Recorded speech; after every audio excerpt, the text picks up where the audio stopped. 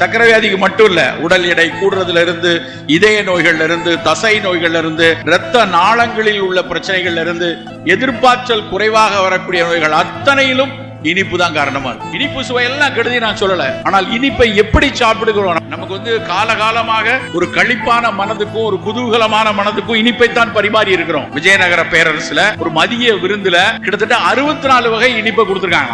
அவ்வளவு இனிப்பெல்லாம் சாப்பிட்டுட்டு அன்னைக்கு நல்லா தானே இருந்திருக்கிறானுங்க அப்படின்னு ஒரு பக்கம் தோணுது. ஆனால் இன்றைக்கு நம்ம சாப்பிடக்கூடிய இனிப்புகள் எல்லாம் பார்த்தோம்னா ரொம்ப ரொம்ப ரொம்ப ரொம்ப கவலைக்குரியதா இருக்கு. ஏன் அப்படின்னா, இனிப்பு என்றால் நம்ம மனசுல பட வேண்டிய விஷயம் பழங்கள் தான். பழங்களில் இருந்து வரக்கூடிய இனிப்பையே நம்ம பிரதான இனிப்பா வைத்துக் கொள்ளலாம். பிரித்து எடுக்கப்பட்ட இனிப்பு, அது வெள்ளை சர்க்கரையா இருந்தாலும் நாட்டு சர்க்கரையா இருந்தாலும் நமக்கு அதிகம் வேண்டாம்.